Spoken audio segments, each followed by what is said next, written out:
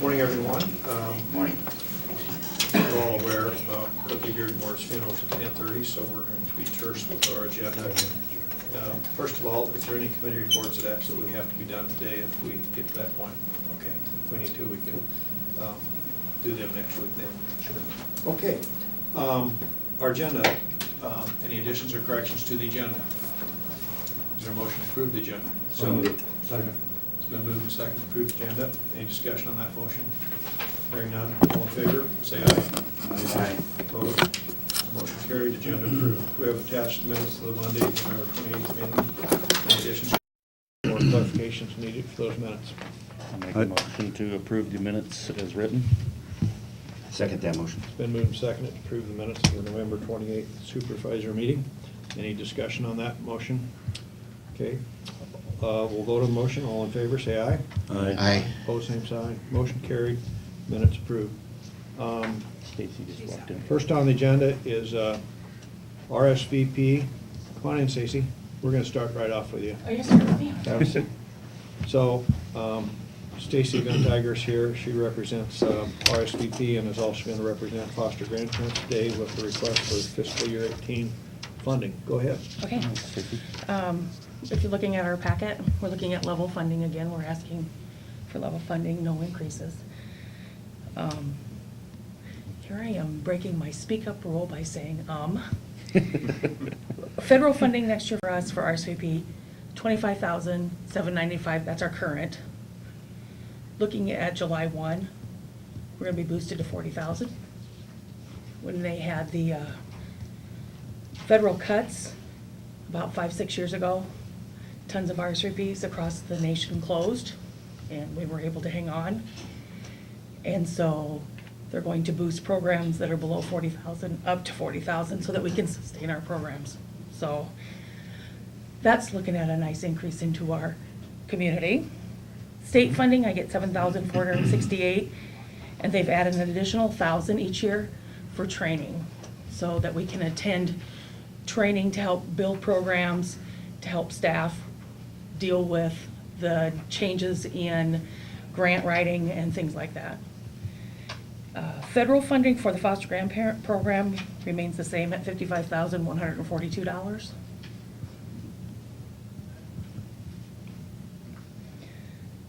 We continue with RSVP with our Speak Up program. I had talked about last year with our Pen Pal program that I was trying to get it going. We were able to. We recruited enough volunteers to mentor 85 students at Holy Spirit, and they exchanged letters, and it's to help increase their writing skills, vocabulary, punctuation. So this year we've been able to start at the beginning of the year and fulfill 6 letters throughout the school year. So that's one of the new programs that we started. And then we continue with our days of service, where we do our blizzard packs, where we pack meals for home delivered meals for people that receive Meals on Wheels. In case there's inclement weather, they have a shelf-stable meal to have.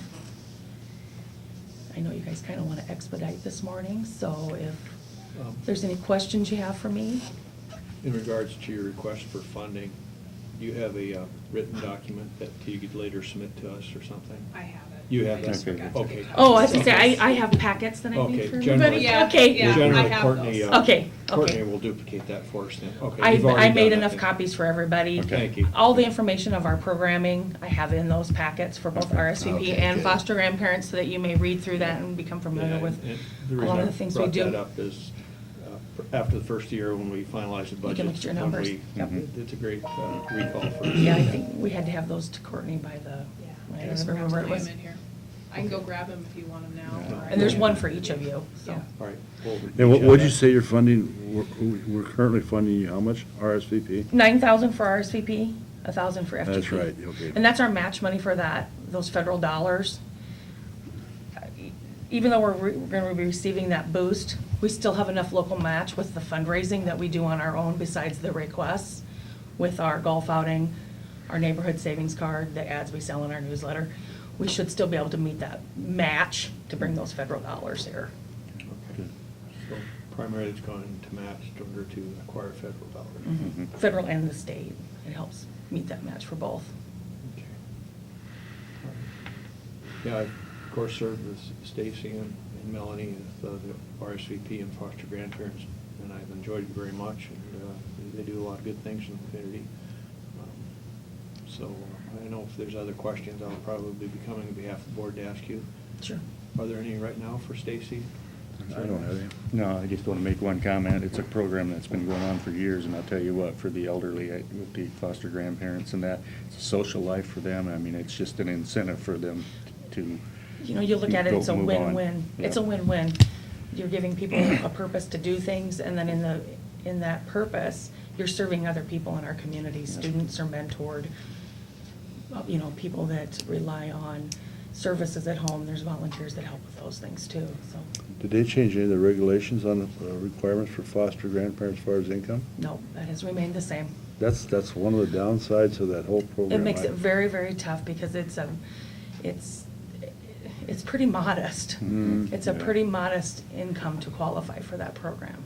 Yeah, unfortunately, a lot of people who'd like to participate cannot. Right. And that's why we have RSVP, they can come that way. Yeah. But it's just a different model. Foster grandparents require a little more time on behalf of the volunteers that they have to commit each week. Whereas RSVP, hour a week, 2 hours a week, 5 hours a month, whatever you want. I shadowed a person one year at one of the elementary schools who was a foster grandparent helping some elementary kids with their spelling and reading and everything. And great assistance to the teacher, and great benefit to the students. Okay. Any other questions or comments for Stacy? All right. Well, thank you very much for bringing your request, and we'll duly consider it with our other requests as we do our budget. And once you get your packets, if you guys have any questions, our phone number's on there, you can call us. Okay. Thanks, Stacy. I'm sorry, Cory. No, That's all right. it's fine, I'm sorry. All right. It's one of those Mondays. It is. All right. Thank you, guys. Thank you very much. Thank you. Okay. Ken, you're next on our agenda. Good morning, Ken. Good morning, ladies and gentlemen. Ken. Okay, we're here to talk about vacation payout discussion. Go ahead, Ken. I just had it crossed my mind, we've been so shorthanded all year, some of our guys have not had a chance to use all their vacation. I think the figure we're looking at is about 100 hours of total vacation that cannot be carried over. And I would like to pay that out due to the circumstances. I mean, it's nobody's fault that they didn't get a chance to use their vacation this year. It's just the fact that we've been shorthanded. And just how it goes. I think the figure we're looking at is about $2,800.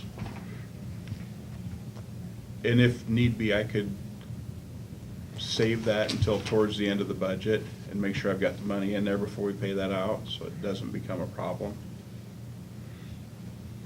I had visited with you about this, but I was looking at it more as overtime as opposed to unused vacation, wasn't I? A little bit, yeah. Yeah, that was incorrect. Just Okay. the county book says, you know, you can carry 40 hours of vacation over from year to year. Like I said, otherwise you lose it. We've had guys lose it in the past. On a normal year, if they don't use it and they lose it, that's not an issue. That's their fault, not mine. This year, like I said, it's just been so tight with the schedule and stuff, with what was going on. The guys have not had a chance to use some of it. So is this spread out amongst how many people, you think? Just a couple. Just a couple? Is there anything in our handbook about that? Doesn't address being paid out vacation unless it's end of employment. Do you need a motion to that effect? I believe we do. Yes, we would. And I had the contract, and I was, when I saw I was thinking more overtime, but it's vacation is what we're concerned about, in excess of 40 hours. And they are going to carry the 40 hours over. This is just what's in excess Correct. of 40 hours. Correct. So, have And you that- visited the union? There's no issues with the union? I have not talked to the union about this. Yeah, I wouldn't think they would, but you never know. I guess if we was to make a motion, I would want to state it that this is an isolated situation due to shortage of staff, and that we don't want this to be a annual event. particularly with other departments or something. I agree. I've got that same concern. I hope, And I understand what's going on. I hope we don't go through this again. You have one officer who is in the process of going through training, or is he? He graduates the academy this Friday, This Friday, The okay. ninth. So you'll have another, and then we're in the process And of he works hiring Friday night? another. What? And he works Friday night late. No, we're not making him, he's coming back Monday. And then we're in the process of hiring another one, so. Okay. Hopefully we'll have that person in place by the end of, before Christmas, hopefully. okay. I guess, I was gonna And that ask would you put us at full staff. If you were on that. I guess my comment with Gene's there, I would agree with that we need to check into the union so it doesn't conflict with any issues in the union contract. Well, I totally agree with Gene's comment that we, if we approve this, we need to document that this is a unique situation, and we're not using it to set a precedent. Absolutely not. And my secondary concern is one we just discussed, how to prevent it from happening in the future. And I think you're on track for doing that, having another person available after Friday and getting Yeah, another person hired. It just was a bad year. Yes, I understand. It's understandable. Situations with health situations, training, et cetera, and the resignation, all works. What's the wishes of the board? Are there any questions for Sheriff Pengree here? Well, I would make a motion to that effect, but I am concerned a little bit about the union. Do you think there would be any issue with that? I guess we could put that in as a It's contingency. it's contingent. subject to that. Yeah. And I don't think they'll have an issue with it, but you never know. Is that your motion then? Yes. I will second that motion with the stipulation that we Check into the union. check in the union and record it as a It's a isolated unique situation. situation, Yeah. yes. Mhm. Okay, we have motion made and seconded to approve the payment of the overtime requested, unused annual leave as requested by the sheriff, contingent upon approval of the union, and with the note that this is a unique situation. Is that clear? And Yep. how it's meant? Okay, that's the motion. Is there any further discussion? Anything else, Sheriff, you want to comment on? I'm just gonna hand this around to everybody. No, let's settle this issue. Oh, this issue. oh, on this issue? On this Yeah. motion. Anything else? Any I have discussion on this nothing. motion? Okay. Okay, then we'll go ahead and vote on the motion. All in favor of the motion, say aye. Aye. Aye. Okay, motion is carried. Okay, go ahead. Sorry about that. No, I was trying to get discussion on the motion. That is free through the, basically the DEA, and they would come in and empty that twice a year. It's just a prescription drop box for prescription medicine, kind of like a mailbox. It weighs about 150 pounds, and Zach and I were just talking before I came up here. We'd probably just put it down.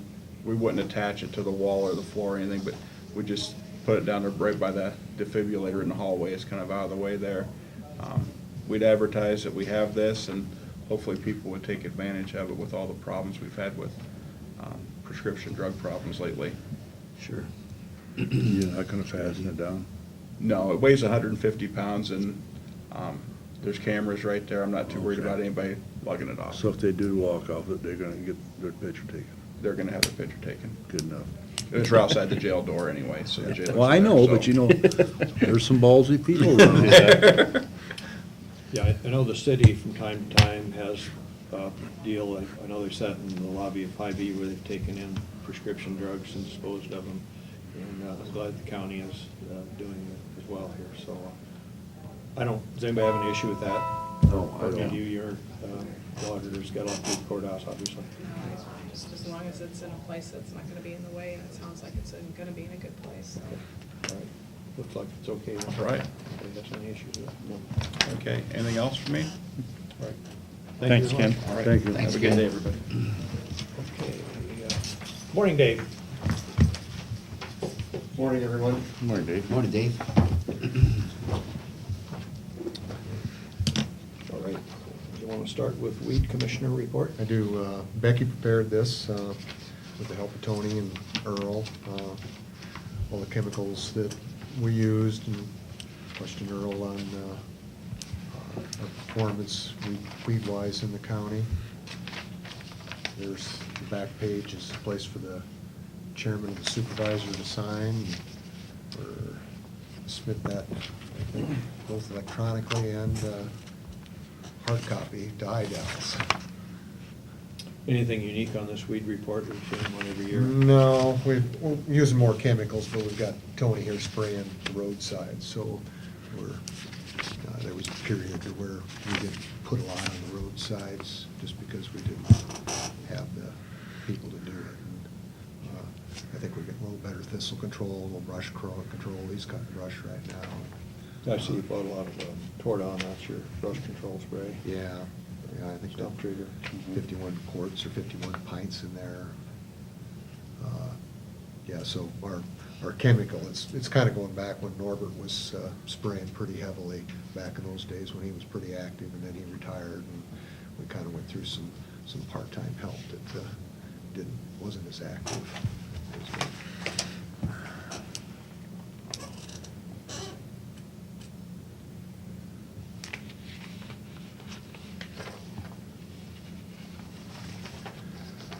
Okay. Yeah, there you go. Tordon. Yeah, put it on last one. We need to approve that report. I'd make a motion to approve the weed commissioner's report. I'll second it. It's been moved and seconded to approve the weed commissioner report. We'll let Dean finish looking at it. Go ahead. Any discussion on the motion? Okay, let's vote. All in favor, say aye. Aye. Aye. Opposed, same sign. Motion carried. Weed commissioner report approved.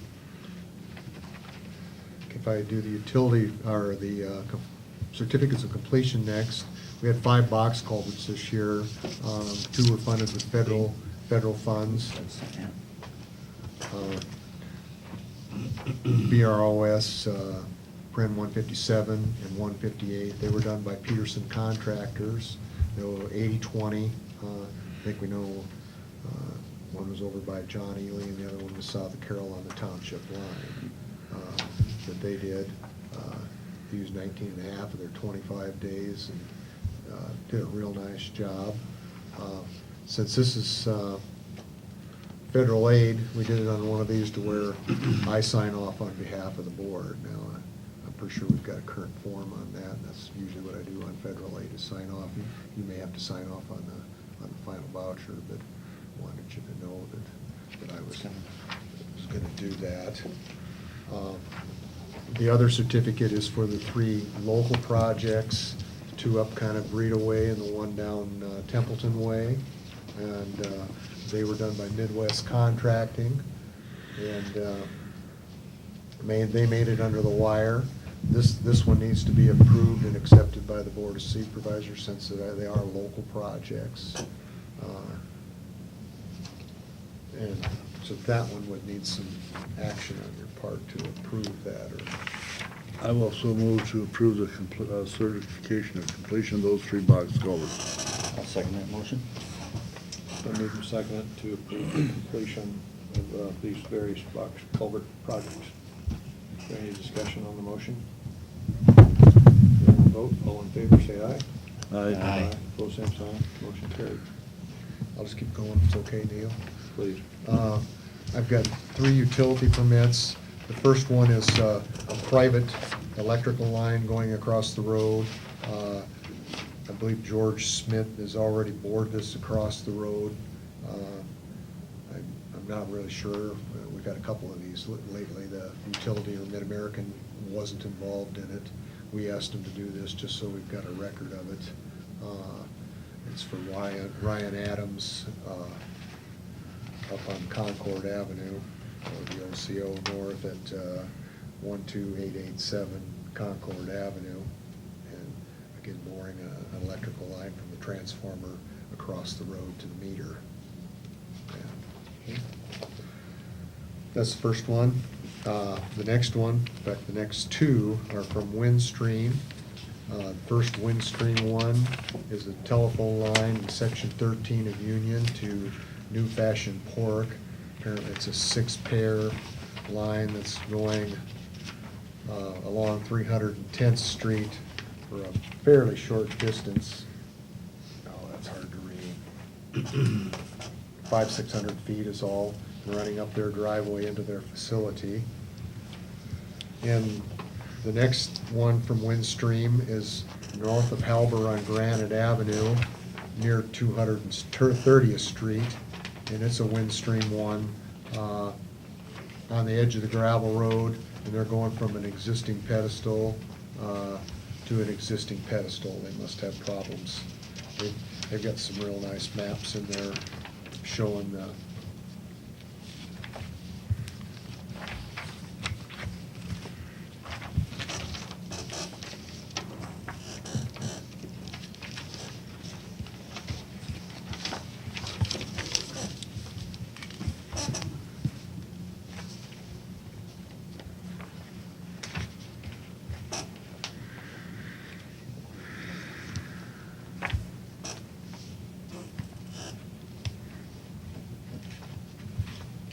Okay, 3 utility permits.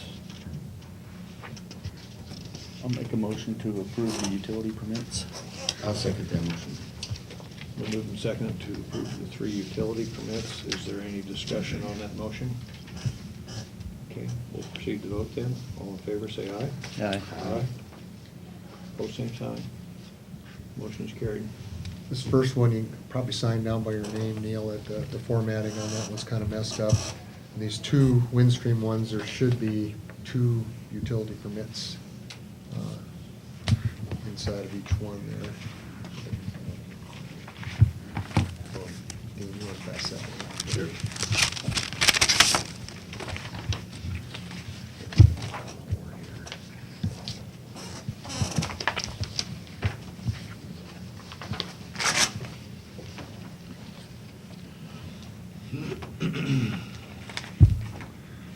Had a first venture out with snowplows. Al said when he was driving from south down to Manning, and was about ready to call it off, went over to Coon Rapids and started coming up, and said they had about 2 inches of road over there. Yeah, so we called them all out. Well, Saturday night, they were slicker than crap. Yeah. Heard that from somebody else. It's true. It's true. I was in Glidden, but Yeah. more snow there than we had at Carroll.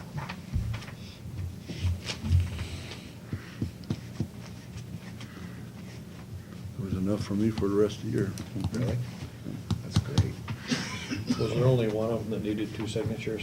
There should be 2 of them that need 2 signatures, those 2 Windstream ones. Yeah, I only found one here. I'll find it. Here it is. Got it. Gonna have snow for Santa Claus. As far as I'm concerned, he doesn't need it. Okay, fly right over. New nice four-wheel drive sleds.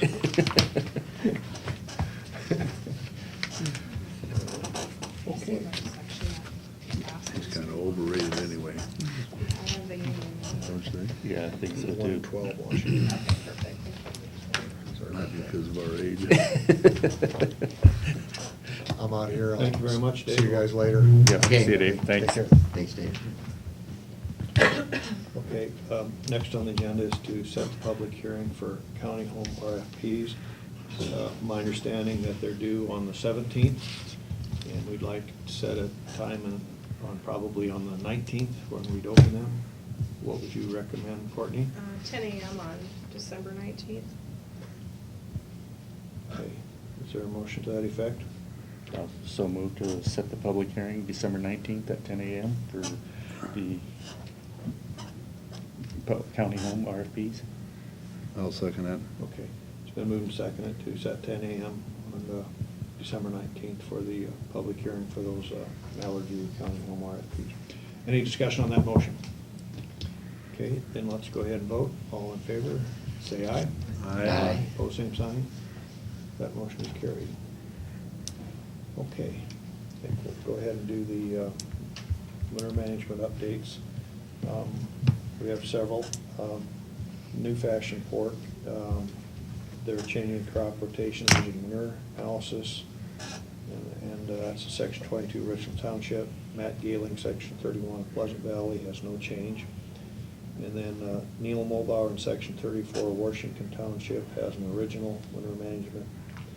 And Don and Doug Gerken in Section 21, Wheaton Township, also have submitted an original. Okay, that's it. Okay, I think we have time to do some committee reports. We'll go ahead and, Dean, do you have any committee Sure. reports ready?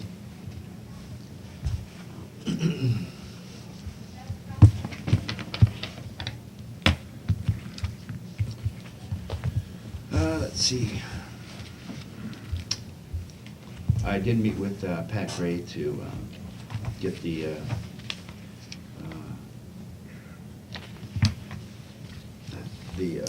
what do I want to say?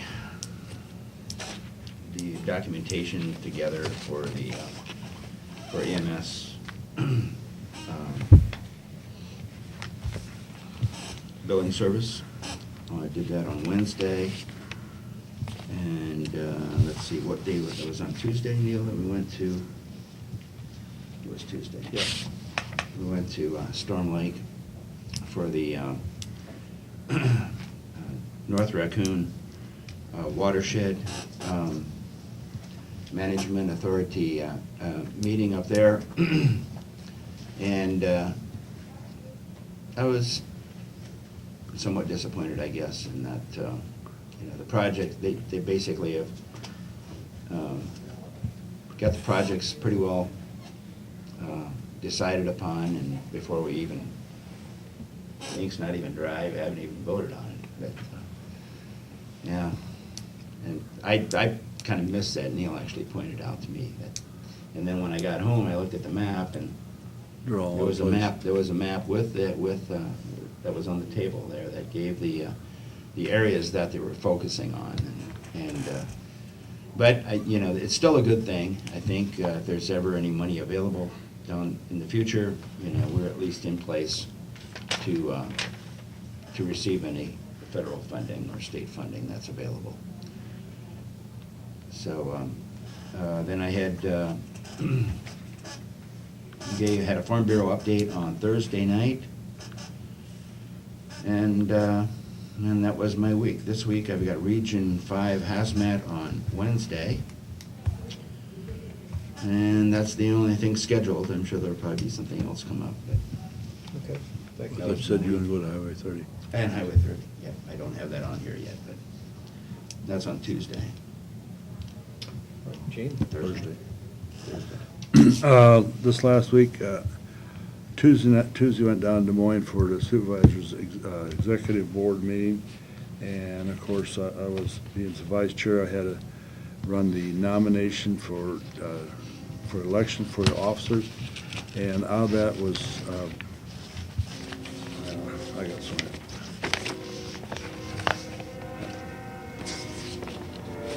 For chairman was nominated was Denny Wright from Sioux County. First vice chair is myself from Carroll County. And second vice chair was Willie Van Wielden from Mahaska County and Ken Abrams from Worth County.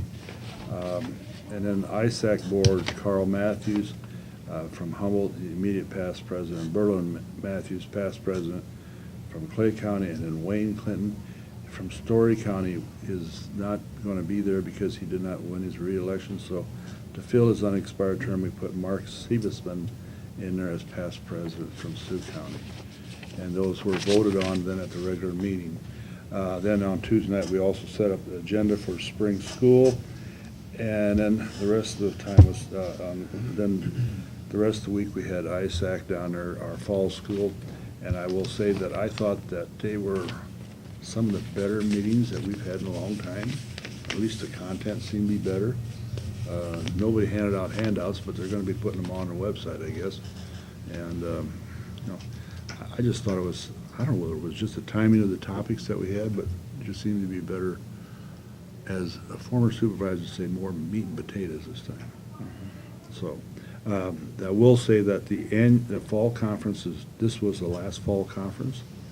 There will not be a fall conference anymore. It will be called the annual conference that will be in August. They're moving that up the 23rd, 25th. And So, and then we'll have our spring school that we'll call, they'll be kind of called the legislative session, because it'd be during when legislature's going on to work on legislation and stuff.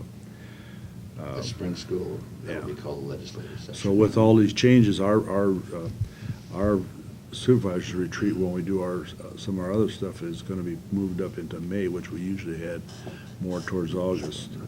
So it's kind of changing those things around, but I definitely thought that they were, I don't know, just seemed like more timely issues this time. And one thing, I am going to have a meeting here coming up this, in a couple weeks. I'm supposed to go up to Storm Lake, trying to get more participation from, in the districts, from the supervisors and different officers.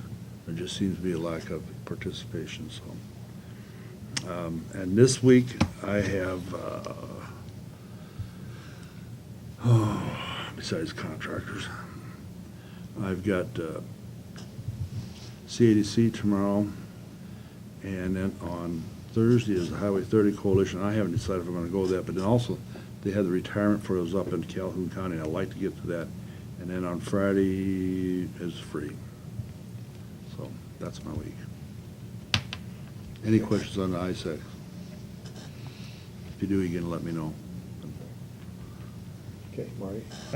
The only thing I had was last week was the executive session with ISAC down there. I was down with Gene on Tuesday evening. But the only thing I have to add to that is basically part of that meeting was just to set up speakers and such for the fall conference or the August conference. And some of the topics, we had jail segregation was on there. The other one was open meetings. And we're trying to line those kind of speakers up for the different topics, so that's about all I have. Go ahead, Gene, if you want to jump in. One thing I will say, that we had also districts 1, 3, and 5 were supposed to have their elections this time. That's when they come up with the districts. And so we did have an election with Marty, for Marty's position on Wednesday, and he was reelected to that position.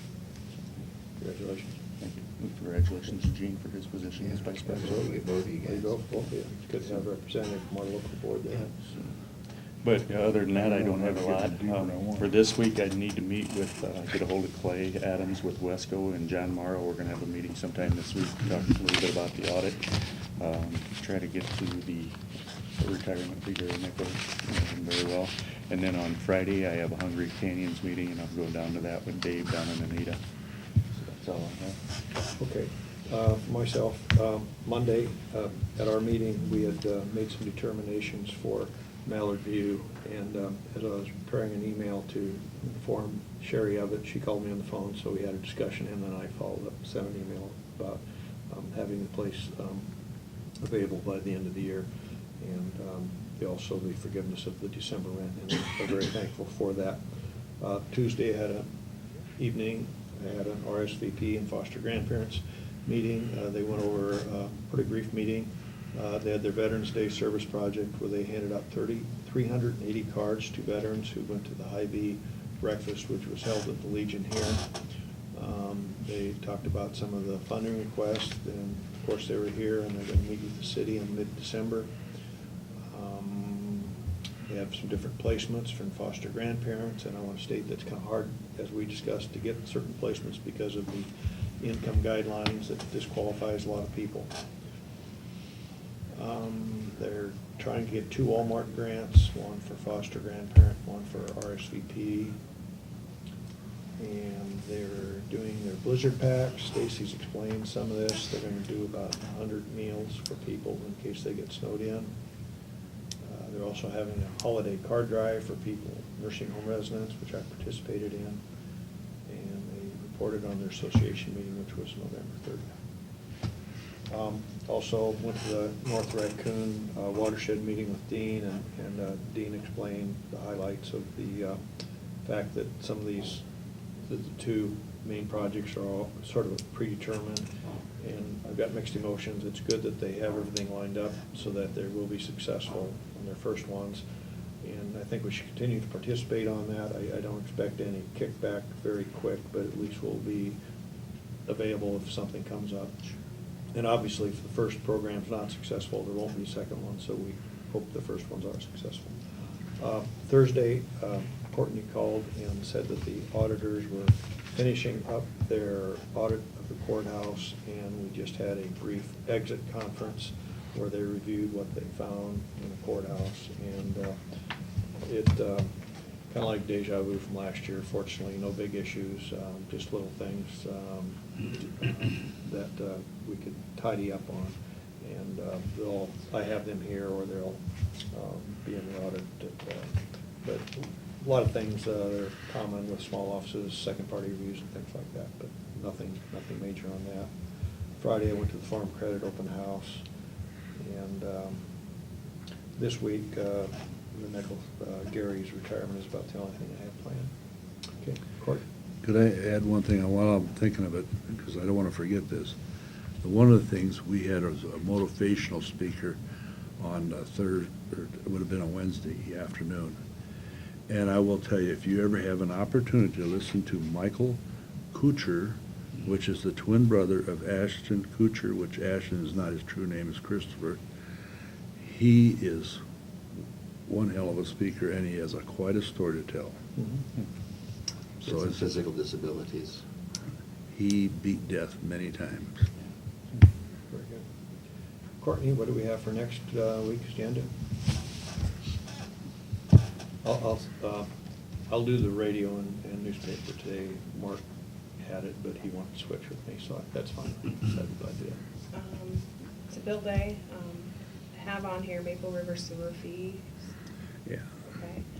We have a beer permit, Al's Corner, and then I'll have the appointment list ready, and I thought maybe we could discuss who's up and see who wants to contact who and see if they're interested. Great. I did get all the budget worksheets out to the departments with the exception of 3 or 4. So we'll need to decide who's gonna meet with which Each department. department. I suppose for the pre-budget meetings. Okay. I got those sent out on Friday, so they were just probably getting to them this week, but. Sure. So anyway, it's kind of. Okay, we're good. All right. Anything else we need to discuss today? Is there any comments from those in attendance? I would entertain a motion to adjourn. Also move to adjourn?